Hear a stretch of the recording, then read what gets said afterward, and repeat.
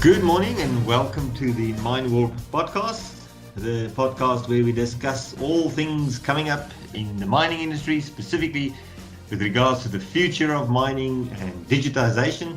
Those are some of the many fields that we talk about, and we get experts of all stripes involved in this podcast, bringing you the latest news and the latest things of interest from the world of mining around the world. Today we've got a very special treat with a friend of MineWarp for many years, a gentleman by the name of Christian Larsen. I'll let him introduce himself. Christian in MineWarp has been in contact for many years. In the past, he has led some of our competitive organizations, and lately we're working together on all kinds of interesting projects as well. But I'll let Christian introduce himself. It's always a pleasure to speak to you, Christian Larsen. Good morning. Good morning, MP. Although it is Brisbane, so it's afternoon here. But it doesn't count, it's my time. That's fair enough. Okay, well, here's my backstory as quickly as possible. Sure. So I graduated in the 1980s as a mining engineer, so that sort of set me off into the direction of the type of industry. But unlike most of my peers, I didn't go and work for a mining company. I actually went straight away to a technology company and started in software. So I've been involved in probably developing more than a dozen products over the years.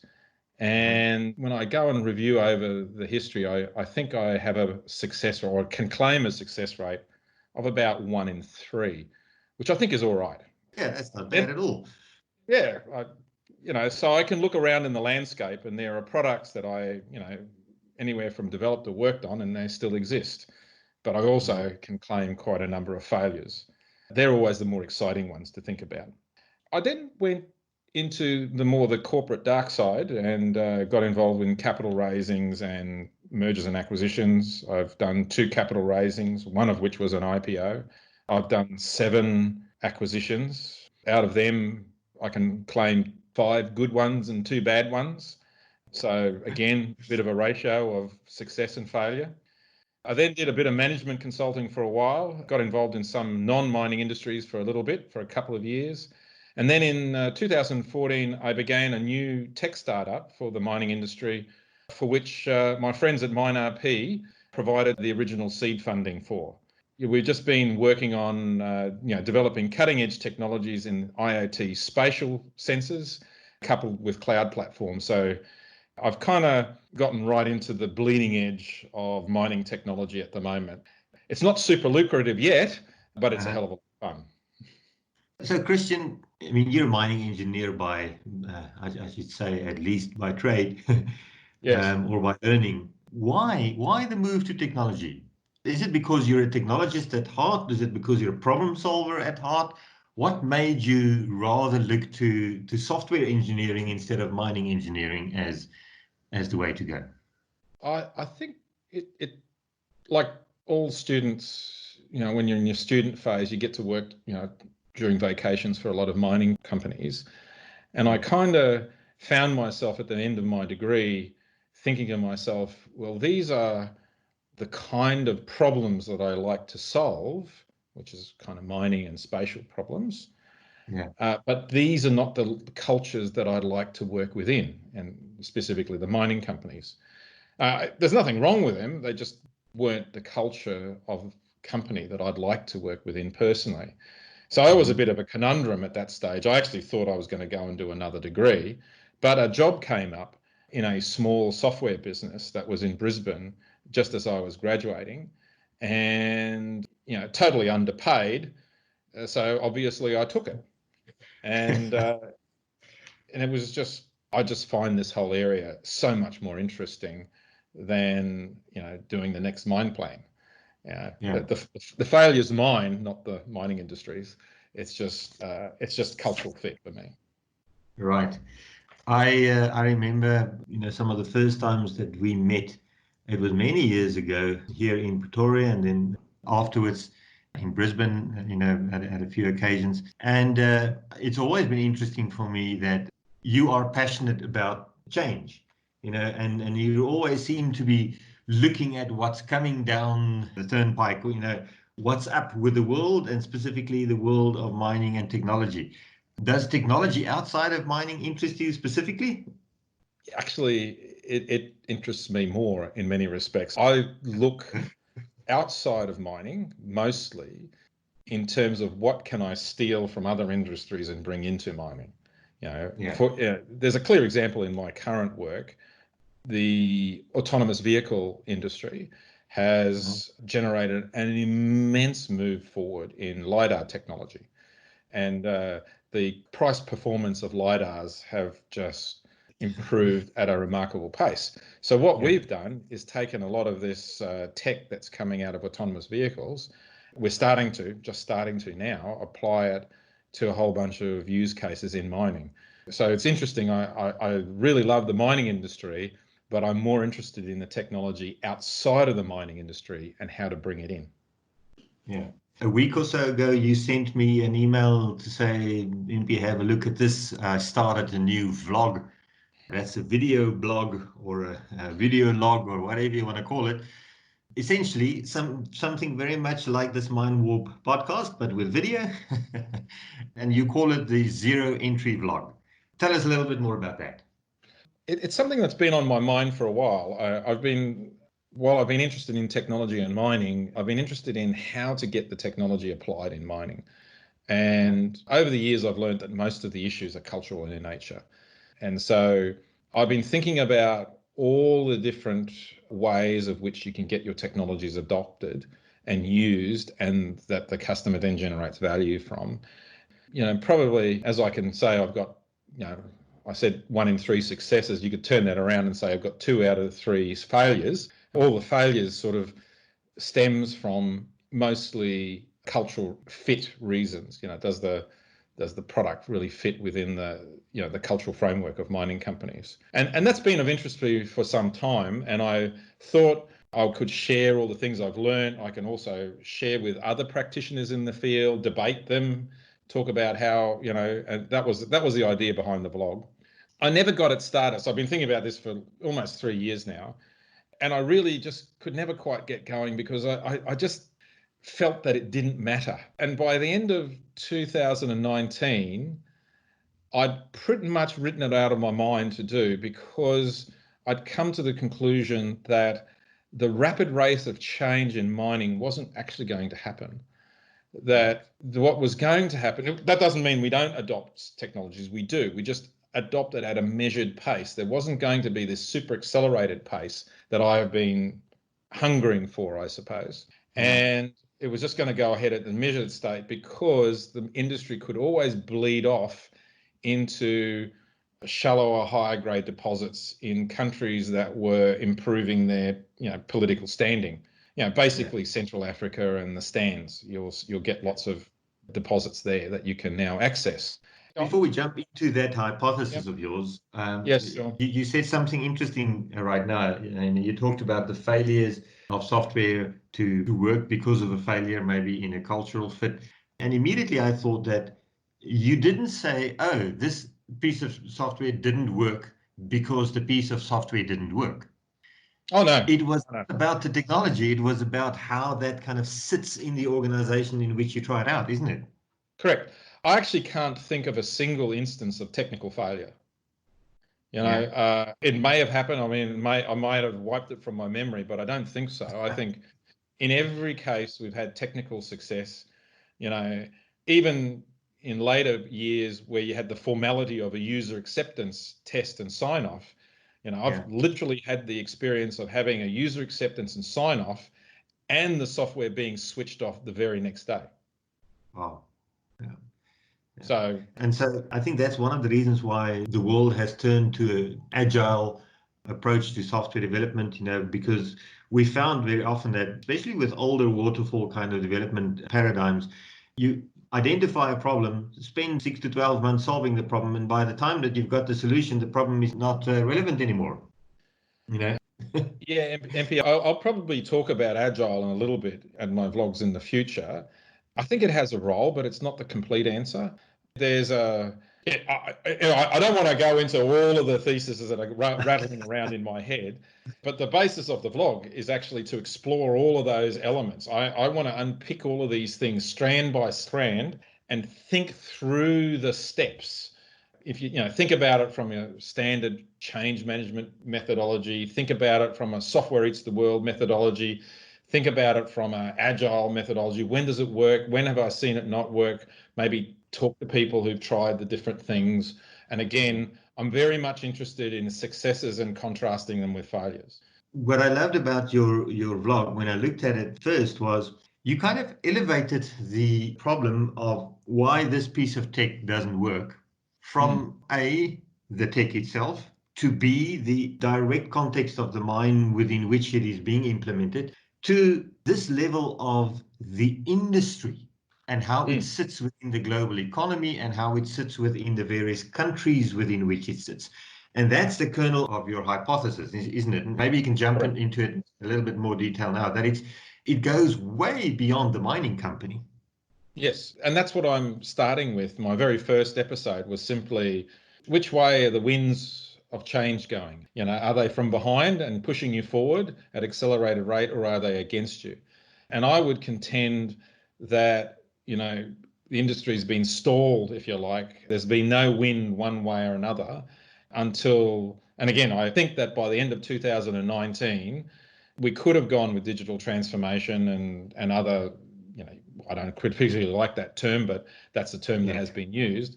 But those projects invariably have all failed. And I think, the umpire has called that one, and I kind of shrugged my shoulders and said, well, that's it. We're just going to grind it out from here on out. There's no wind in our sails. But then COVID happened. And COVID has changed everything. And that's why in my YouTube channel, I go into actually linking the shattering of the global supply chains with food security and how that's going to end up just ruining the political stability of all those areas that have the shallow, high-grade deposits. I believe so the easy areas are not going to be accessible anymore. Well, I think they're off the table for at least a decade, possibly two. Wow. Which means we now have to, as an industry, we have no choice. We must now embrace technology at a pace that we never have before. So what I'm saying, COVID has put wind in our tail.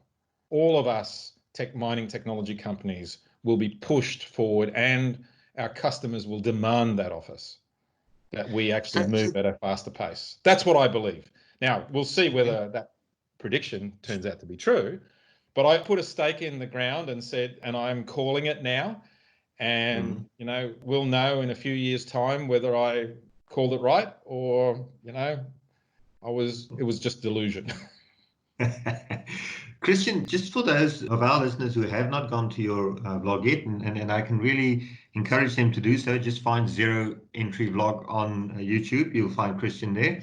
But you made a very specific link, as you just mentioned, between food security and how that's going to kind of create this impetus, as you mentioned, or the wind in the sail. Just explain that in a few sentences again. Sure. Why now, and how do you see the link between the mining industry and food security? Okay, so if you are a so you'll see on my blog, that's why I have to do it with video, because I show the picture of the map of the world and you're kind of color coded from green if you can produce your own food and export, and red if you have to import your food. Yeah. But here's the thing. If you want to import your food, you have to buy it on the international market. If you're going to buy it on the international market, you need US dollars. And right now, with shattered supply chains, you're not getting US dollars by trade. So you have to have something called a dollar swap line with the US government. And the dollar swap line has only been set up with, I think we're at 15 nations now. And if you don't have one of those, and you're a net food importer, you don't have US dollars. Your fastest, quickest way of obtaining US dollars is from your mining industry, particularly gold. I think gold in particular is vulnerable. Yeah. So that's either increase of taxation, managing of the exchange controls, or outright nationalization is about to occur.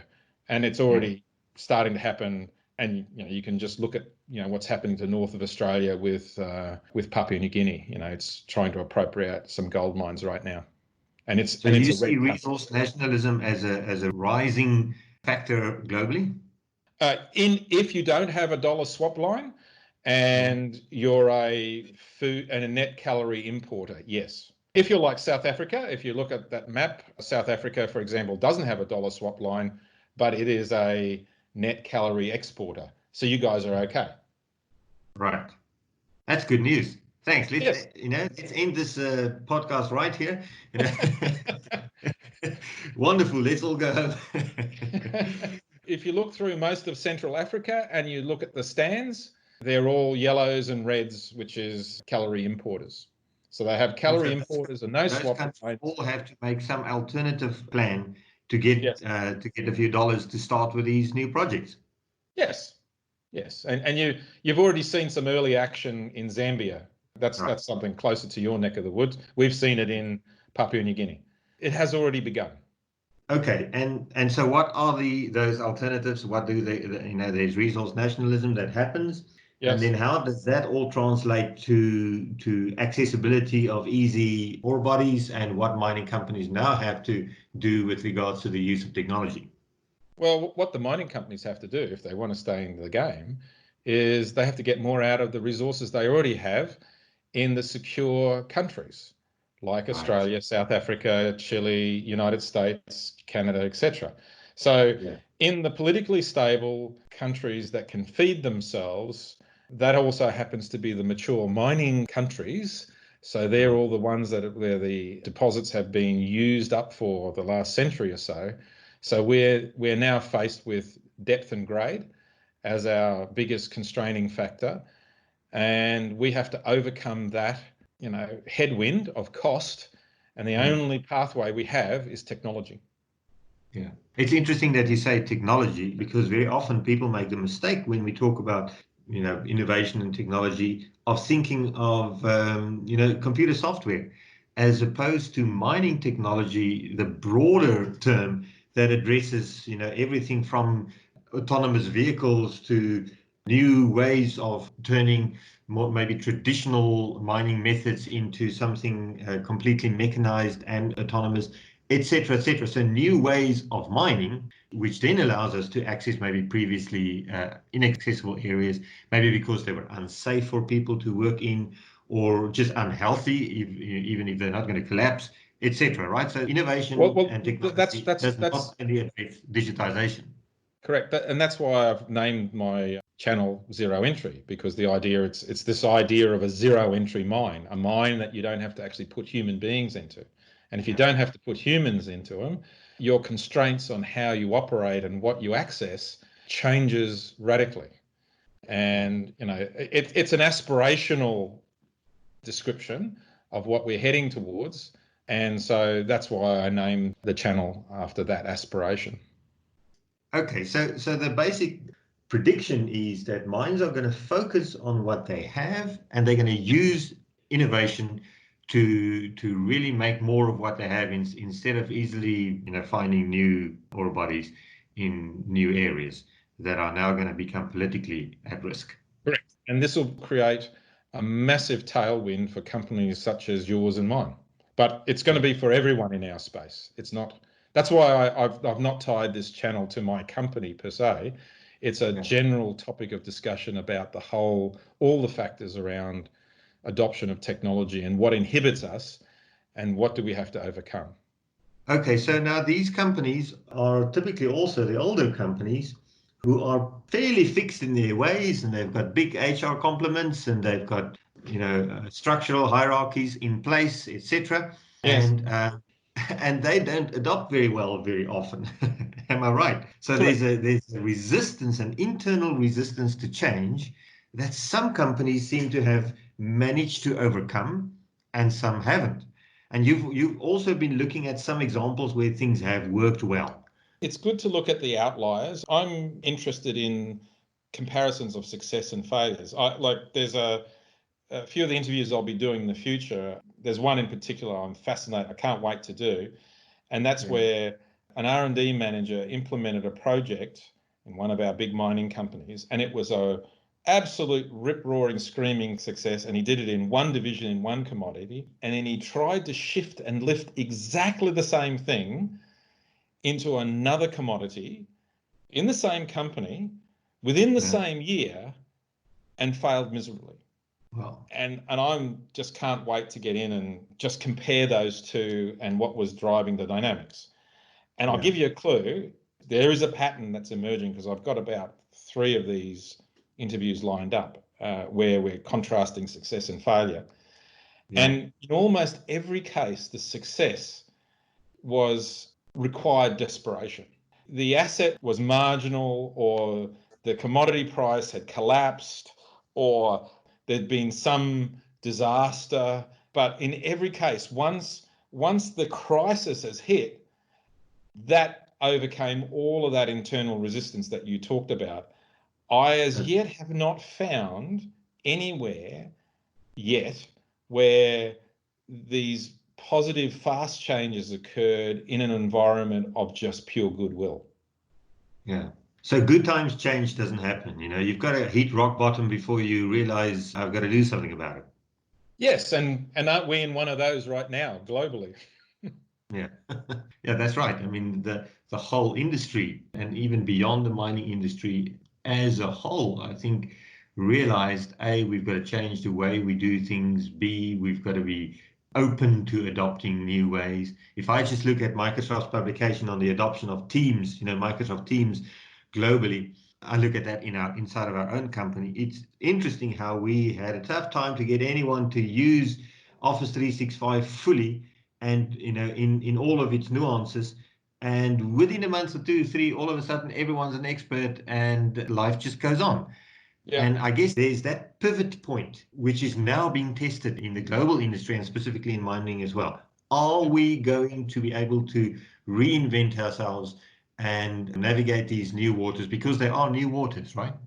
Yep. And what I'm claiming, or at least predicting, is that the crisis that we're in isn't going to finish for years. In fact, it's going to get worse for a while yet. And that's going to drive a hell of a lot of change and a hell of a lot of adoption. This is the moment where, again, we've got wind in our sails and we're going to all move forward together. Yeah. Christian, I look forward to listening to more of your Zero Entry vlog episodes. Certainly, I'll enjoy listening to you and chatting with you. Before I let you go, we always end the podcast by asking our guests, what's on your bedside table? What are you reading? And I know you're a reader. Yes.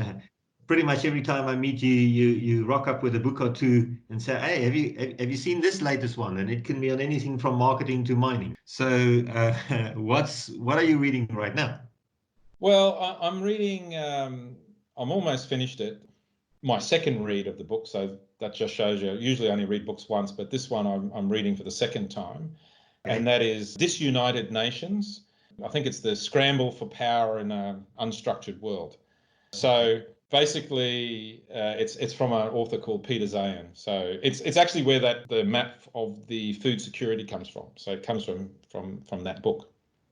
Okay, I thought I saw that in your blog. Mm.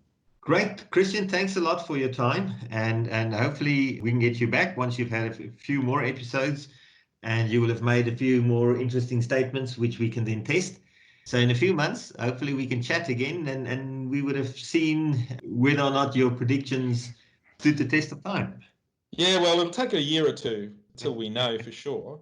I do list a few things in the text below my vlog as to what would invalidate my thesis, but things like if the US dollar doesn't become the currency of trade, if we suddenly invent some new currency like Bitcoin or something, if it takes over, I don't think it will. I think that's a low probability event, but things like that could change the basic thesis. So I list a few things of what might invalidate, what I'm predicting, but we'll see. I just see this course of events as the highest probable outcome. All right. Well, great. Thank you for spending time with us. And no problems, Impy. It was enjoyable. Yeah, it always is. If people want to get a hold of you, where do they find you? On LinkedIn, of course. Is there a website that they can turn to? they can. Well, there's my day job with a technology company that I'm working on, so that's glassterra.com. So you can always hit the links there. But best place to go is my LinkedIn. I like answering, or you can go to the blog itself and write some comments in there as well. I respond to them. Okay, fantastic. Thank you very much. Okay.